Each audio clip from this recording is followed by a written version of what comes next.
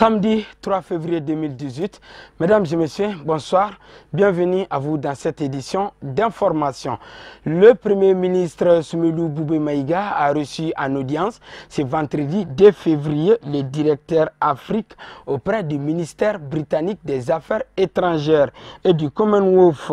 Les deux personnalités ont évoqué plusieurs questions liées à la coopération entre le Mali et le Royaume-Uni, notamment l'accroissement de l'aide au développement du Royaume-Uni à notre pays. Je vous propose de l'écouter à sa sortie d'audience au micro de Sadio Sidibé et Abdoulaye Sogodogo. Nous avons annoncé récemment le déploiement des hélicoptères militaires qui seront basés ici et aussi une augmentation de notre appui de développement de 65 millions de livres, en addition à un programme qui est déjà environ 175 millions. Donc avec tout ça, nous voulons également renforcer notre présence diplomatique et politique sur la place à travers notre ambassade et avec Madame le chargé d'affaires. Alors nous nous intéressons également dans des pays francophones. Moi-même, j'ai travaillé dans des pays francophones. Et notre engagement va accroître de plus en plus avec l'époque de globalisation.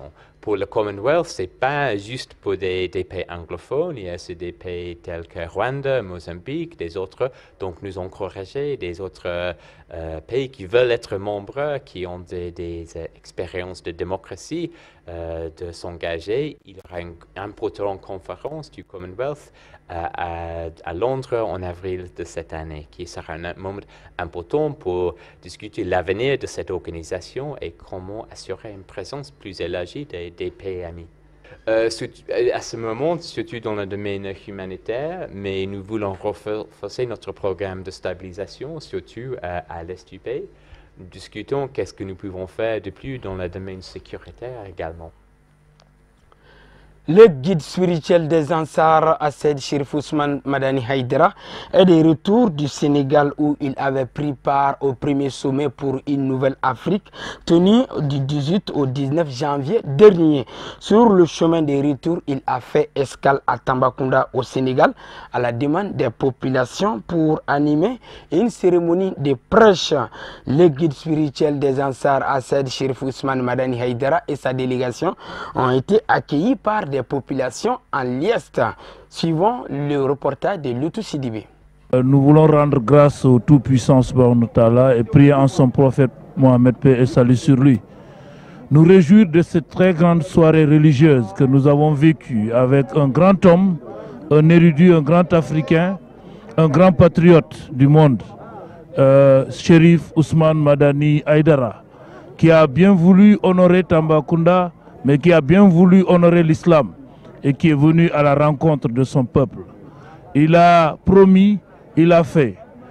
Nous avons vécu de grands moments de la religion. Et il a dit tout à l'heure, grâce à notre frère, Imam Issa Sissoko, il a accepté désormais de venir partager chaque 1er février avec nous à Tambacounda. C'est une légitime fierté pour nous, une grande joie pour nous parce que ça nous repositionne en tant que Bambara, mais en tant que Malinké, ça nous repositionne sur l'échiquier religieux du Sénégal. Ça nous permettra en tout cas de redécouvrir en termes de bon comportement la profondeur de l'islam. Il a dit, ce n'est pas la prière, le jeûne seulement qui fera de nous un bon musulman, mais c'est dans le comportement. Je crois qu'il a développé vaillamment et il a dit, et tant que nous nous évertuons à respecter ce qu'il vient de nous dire, parce que ce n'est pas sa parole, c'est le Coran, tant que nous nous évertuerons à avoir de très bons comportements, nous aurons la paix dans les cœurs, nous aurons la paix dans les esprits et nous aurons toujours en paix. Tout ce qui nous arrive comme complications dans la vie, c'est parce que nous sommes descendus du droit chemin, de ce tel que ça a été, nous a été instruit par le Coran, par l'islam. En tout cas, c'est pour nous, au nom de l'honorable député Merman Balolo qui était souffrant, en tout cas, c'est un honneur pour moi de le représenter et de découvrir ce grand homme. Nous remercions tout le monde ici. Nous remercions toutes les autorités de Tambacounda, commençant par le maire, le préfet, le président du conseil régional, le président de la jeunesse communale de Tambacounda, pour toute la mobilisation qu'ils ont fait pour assurer la venue du guide ici dans la cité de Tambacounda. Aujourd'hui, nous sommes à la fin de la mission du guide sur le territoire du Sénégal. Tambacounda est aujourd'hui la dernière étape et vraiment, nous sommes très contents. L'accueil que nous avons vu aujourd'hui à Tamba, vraiment, ça nous vraiment, c'était vraiment incroyable, c'était implacable, c'était incroyable, vraiment, vraiment, ça nous est parti directement au cœur. Donc nous remercions tout le monde. Il y avait une mobilisation presque régionale. Il y avait une mobilisation régionale parce que les membres en Sardine de Kédougou étaient là, ceux de Diawara étaient là, ceux de Bakel étaient là, et puis toutes les Djaobé, et puis les comités qui sont autour de Tamba, ceux de Koutiari, Missira, tout cela, ils étaient ici présents à Tamba ici pour accueillir le guide. On remercie tout le monde, vraiment nous sommes très heureux. Et puis encore, cette tournée du guide aussi s'achève sur une note positive, puisque l'un des imams d'ici, à savoir l'imam Sissoko, je crois, a fait une demande express au guide, lui demandant de revenir à Tamba l'année prochaine et ainsi de suite. Et devant tout le monde, le guide a accordé cette demande. Vraiment, ça aussi, le fait d'accorder cette demande à cet imam, c'est comme si c'était encore un cadeau qu'il offrait aussi à l'Ansardine nationale Sénégal tout entière. Voilà, parce qu'il ne pourra pas venir à Dakar ici, pardon, à Tamba ici puis retourner sans passer à Dakar. Donc on va tous profiter aussi de cette offre qu'il a fait à ce grand imam. Voilà, c'était le reportage de notre envoyé spécial, Loutou Sidibé. En territoire malien, le président du groupement des leaders spirituels musulmans du Mali et guide spirituel des Ansar, Assed Chérif Ousmane Madani Haïdara et sa délégation ont été accueillis par des populations de Kéniéba. Ce vendredi 2 février 2018. Il a été accueilli à l'entrée de la ville jusqu'à l'espace public où l'attendait une foule nombreuse. Après les mots de bienvenue du chef de village, de l'imam et du maire de la localité, le guide spirituel des Ansar et président du groupement des leaders spirituels musulmans du Mali, Assed Chérif Ousmane Madani Haïdara, a exprimé sa profonde gratitude à l'endroit des populations avant de formuler des vœux et des bénédictions. Assed Chérif Ousmane Madani Haïdara a eu droit à la visite guidée de la nouvelle résidence Chérifla construite par les Ansar de Kéniéba. Le lancement officiel de la télévision Nieta a eu lieu ce samedi 3 février au Palais de la Culture Amadou Ampateba. Placé sous la haute présidence du ministre des Affaires religieuses et du culte, lecture de Coran et discours des autorités administratives et religieuses ont été les temps forts de cette cérémonie. Marietou Diallo et Ibrahim Koulibaly. C'est dans un palais de la culture Amadou Ampateba plein à craquer que les activités de la télévision Nieta ont été officiellement lancées. Financée à hauteur de plusieurs millions de francs CFA, la télévision Nieta est 100% musulmane. C'est une télévision, comme on dit, c'est pour notre culture et c'est pour notre religion, parce que on a dit que elle est là pour l'islam et c'est lui aussi qui est le parrain et c'est le Haut Conseil, le président du Haut Conseil islamique. Donc c'est pourquoi c'est lui qui m'a vraiment invité et je suis là aussi pour l'accompagner et accompagner la télé. Et ce n'est pas seulement la télé Nieta, c'est pour tous les télés qu'on vient de citer, les 3 télés qui sont là pour notre culture et pour notre religion. Inch'Allah, je serai là toujours pour soutenir la télé et autant que nous pouvons, on va faire tout ce qu'on peut pour que ça soit vraiment une bonne télé. Le ministre des Affaires religieuses et du culte qui a présidé cette cérémonie de lancement a prodigué des conseils à l'endroit des agents de la télévision Nieta. Bien écoutez, c'est pas étonnant, dans un pays aussi historiquement religieux comme le Mali. Mais au-delà de cela, je crois que c'est là d'une volonté politique. Comprendre que l'islam, par-delà les religions, joue un rôle essentiel dans la stabilité de ce pays, qu'ils sont porteurs d'espoir et d'espérance, et aussi exprimer toute la certitude que le président de la République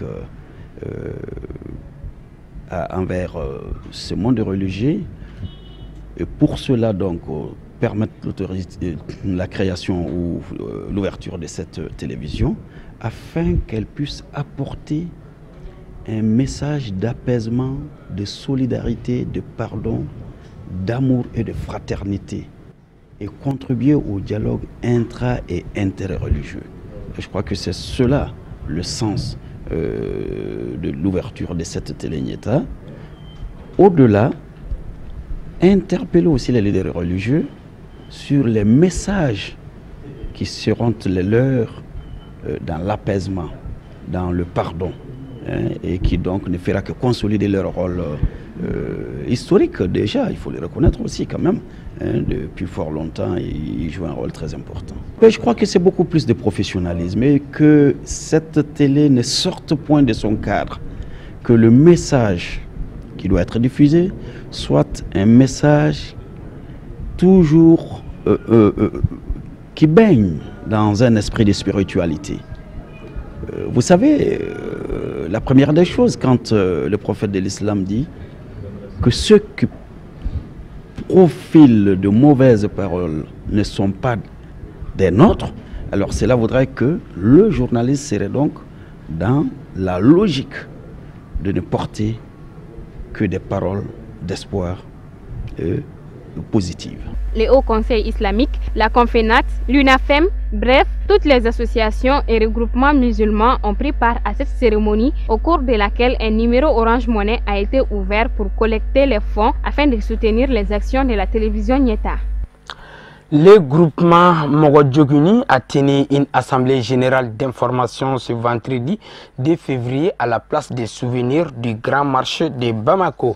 Regroupement des vendeurs de bassins, de colorants et des teinturiers de Bamako, le groupement Mogodjoguni a saisi cette rencontre d'information pour exprimer son mécontentement sur la falsification des produits maliens par les Chinois établis à Bamako et invite les autorités à adopter des mesures rigoureuses pour mettre fin à cette pratique qu'ils jugent d'illégale.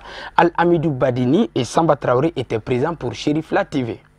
Le bazin est un secteur historique qui fait partie des valeurs culturelles du Mali en termes d'habillement et de savoir-faire. Un talent malien qui reste, jusqu'à preuve du contraire, inégalé dans la sous-région. Le commerce du bazin et ses métiers connexes créent un nombre important d'emplois et contribuent en conséquence à réduire le taux de chômage au Mali. Cependant, depuis un certain temps, le marché malien est inondé de bazins avec des motifs maliens falsifiés par des Chinois. Une pratique illicite qui compromet les affaires de plusieurs acteurs du domaine, d'où l'organisation de ce cadre d'information. Bon, on a beaucoup de difficultés, plus précisément les Chinois. Ils sont en train de détruire le marché malien aujourd'hui. Certes, il y a la mondialisation, mais chaque pays doit protéger ses citoyens. Donc c'est pourquoi on s'est levé aujourd'hui pour saisir les autorités maliennes, pour qu'ils puissent venir nous aider dans ce combat. Donc essayer de nous donner une autonomie pour les motifs qu'on crée, parce que tous les motifs qu'on fait ici aujourd'hui, les Chinois ils rentrent dans le marché, ils prennent les motifs là et puis ils vont faire ça en Chine pour nous amener. Donc finalement les étrangers qui viennent ici n'achètent plus les bassins maliens. À l'ordre du jour, plusieurs revendications dont essentiellement l'interdiction indiscutable de la contrefaçon des motifs des teinturiers maliens par les Chinois et la fermeture des boutiques des détaillants chinois. Pour avoir gain de cause, les organisateurs en appellent à une véritable contribution des autorités compétentes, sans lesquelles cette lutte pour la cause commune sera sans effet. Présents à la cérémonie, les responsables de la Chambre des métiers et du Grand Marché de Bamako ont rassuré les organisateurs de leur soutien dans ce combat afin de préserver les emplois de milliers de Maliens. Aujourd'hui, c'est une assemblée d'alerte, de désespoir. Vous savez, à cause de ces phénomènes de concurrence déloyale des Chinois, malheureusement, il y a beaucoup de boutiques qui se ferment. Il y a beaucoup d'entreprises artisanales qui se ferment également. Il y a des femmes artisanes qui avaient plus de 130 artisans teinturiers. Aujourd'hui, elles n'ont même pas 20 personnes. Et les 20 personnes ne travaillent pas permanemment. Nous avons fait des démarches, vous parlez des pistes. Nous avons adressé des lettres à la primature et au ministère concerné. Nous attendons les réponses. Nous avons pris toutes les mesures pour pouvoir nous protéger. Mais malheureusement, nous produisons un produit aujourd'hui. Une semaine après, il y a des conteneurs de Chinois qui inondent le marché. Le problème est grave, est très grave. Donc nous souhaitons vivement un accompagnement digne de ces noms. Sinon, les entreprises artisanales souffrent, les commerçants souffrent, tout le monde souffre. Rappelons qu'en plus du bason, de la teinture et de la sérigraphie, le marché malien est envahi par d'autres produits chinois tels que les chaussures, les draps, les rideaux, pour ne citer que cela. Une situation qui met en danger le savoir-faire des artisans maliens et menace de faire disparaître plusieurs emplois de ce secteur informel. Un mot de santé dans cette édition d'information. L'hypertension artérielle ou HTA est une pathologie cardiovasculaire définie par une pression artérielle trop élevée, souvent multifactorielle. Il peut être aussi aigu ou chronique avec ou sans signe de gravité. Pour plus de précisions, voyons ces reportages signés Tata Touré et Ibrahim Koulibaly. Une hypertension artérielle correspond à une pression anormalement forte du sang sur la paroi des artères et présente un risque accru de maladies cardiovasculaires. En effet, une hypertension artérielle incontrôlée augmente les risques de maladies telles que accident vasculaire cérébral, insuffisance cardiaque et lésions rénales. L'hypertension artérielle est une augmentation de la pression artérielle supérieure ou égale à 140 mm de mercure et ou la pression artérielle diastolique supérieure ou égale à 90 mm de mercure. En ce qui concerne la prévalence au Mali, il n'existe pas un chiffre actuel pour le pays, mais cependant c'est des études à l'intérieur des hôpitaux qui nous renseignent. Donc l'hypertension artérielle, on distingue deux types. L'hypertension artérielle essentielle, malgré les moyens diagnostiques et étiologiques, il n'existe pas une cause. Par contre, l'hypertension artérielle secondaire, il existe une cause et dans la majorité des cas, cette cause peut être curable. Concernant les signes, ça peut être asymptomatique ou ça peut être annoncé par un certain nombre de signes, tels que les vertiges, les céphalées, les bourdonnements d'oreilles, les crampes musculaires, une pollacurie, des fourmillements. Le corps humain possède ses propres mécanismes pour maintenir la pression sanguine dans un état homéostatique. Mais il existe des facteurs qui peuvent altérer cet équilibre, comme le mode de vie, le tabagisme, la sédentarité et la consommation de drogue. C'est d'abord aux patients qui ne sont pas encore au stade de complication de leur maladie. Donc c'est vraiment d'être régulier dans les traitements. Les antihypertensaires, ça se prend tous les jours. Et ils ne doivent pas les arrêter tant que l'ordre ne vient pas de leur médecin. Donc ces médicaments doivent être pris de façon régulière et continuelle. Deuxièmement, ils doivent améliorer leur style de vie.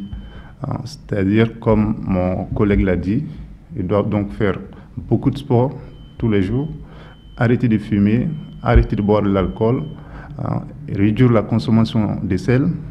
Dans les documents, on parle de 6 grammes de sel par jour, mais nous, dans notre contexte, c'est difficile de faire tout ça, donc c'est pour ça qu'on leur dit d'arrêter de consommer du sel. Ils doivent aussi manger beaucoup de fruits et légumes. Les études ont montré que la consommation de fruits et légumes permet de réduire la tension artérielle. Alors, cet appel, c'est donc aux patients qui sont déjà déclarés hypertendus. Maintenant, pour ceux qui ne sont pas encore déclarés hypertendus, de consulter le plus tôt possible dès qu'ils ont des manifestations telles que des maux de tête qui ne finissent pas, tels que des vertiges ou des bourdonnements dans les oreilles ou des palpitations. Donc ces symptômes-là doivent tirer leur attention pour aller consulter un médecin et c'est lui qui fera ou non le diagnostic de l'hypertension artérielle. Et tout en sachant que lorsque on a déclaré hypertendu, ce n'est pas une fatalité. Lorsqu'on prend bien son médicament, on vit normalement comme tous les autres. Et les études ont montré que lorsqu'on traite la tension de façon efficace, on réduit les risques d'insuffisance cardiaque de 50%. Mon collègue vous a dit tout à l'heure les complications de cette hypertension artérielle qui sont l'insuffisance cardiaque, c'est-à-dire chez des gens qui n'arrivent même pas à faire des pas sans être essoufflés. Donc le fait de traiter sa tension, on évite ces risques-là de 50%. On évite aussi les risques de survenir de l'accident vasculaire cérébral de 35 à 40%. L'accident vasculaire cérébral, c'est lorsque quelqu'un perd l'usage d'un côté. Tout d'un coup, il y a tout son hémicorps, qui est le bras gauche là, avec la jambe gauche, devient totalement paralysé. Seul un régime alimentaire sain permet de réduire le risque de développer une hypertension artérielle et ou de réduire une pression artérielle trop élevée. Voilà, c'était le dossier de santé de cette édition d'information de ce samedi 3 février. À présent, avant de tourner et fermer ce journal, voyons le tour d'horizon de l'actualité africaine et internationale en bref et en images, une compilation signée Oumar Kouyaté. Selon des émissaires des chefs d'État guinéens et ghanéens, médiateurs de la crise togolaise, c'est le 15 février prochain qu'aura lieu le dialogue tant attendu pour mettre fin à ce différend politique entre pouvoir et opposition. À l'appel d'une coalition de 14 partis d'opposition, des Togolais descendent régulièrement dans la rue pour réclamer la restauration dans la constitution de la limitation à 2 du nombre de mandats présidentiels et le départ de Faure Gnassingbé au pouvoir depuis 2005 après la mort de son père qui a régné plus de 37 ans sur le Togo. 3 février 2008, 3 février 2018, cela fait exactement 10 ans, jour pour jour, que l'opposant Ibn Omar Mahamat Saleh est enlevé chez lui après un raid de rebelles sur Djamena. En 2008, 2 plaintes sont déposées au Tchad, l'une par sa famille, l'autre par sa formation politique, le PLD, le Parti pour la liberté et le développement. Une information judiciaire contre X est ouverte en juin 2009 pour tentative d'enlèvement, disparition et assassinat, mais le comité de suivi de l'enquête est pointé du doigt pour sa proximité avec le pouvoir. La justice tchadienne prononce finalement un non-lieu en août 2013. Entre-temps, une autre enquête a été ouverte cette fois en France suite à la plainte déposée pour enlèvement et torture par 2 des fils d'Ibn Mahamat Saleh. Un prêtre catholique a été enlevé samedi matin à Kinshasa par des agents de la police et amené vers une destination inconnue. Le père Sébastien Yebo, puisqu'il s'agit de lui, est le curé de la paroisse Saint-Robert depuis août 2017. Cet incident a lieu alors que Kinshasa et l'église sont à couteau tiré depuis des marches interdites de catholiques les 31 décembre et 21 janvier contre le maintien au pouvoir du président Joseph Kabila. Le climat politique est très tendu en RDC où le deuxième et dernier mandat du président Kabila a pris fin le 20 décembre 2016. Les États-Unis ont décidé de restreindre les transferts d'armes vers le Soudan du Sud en raison de la guerre qui ravage le pays depuis décembre 2013, a annoncé vendredi le département d'État. Les États-Unis et la communauté internationale ne resteront pas les bras croisés, tandis que des civils sud-soudanais innocents sont assassinés, a-t-il précisé. Le même département d'État entend appliquer désormais une politique de refus d'export de produits et de services de défense au Soudan du Sud. Washington durcit le ton en réclamant au Conseil de sécurité de l'ONU un embargo sur les armes au Soudan du Sud.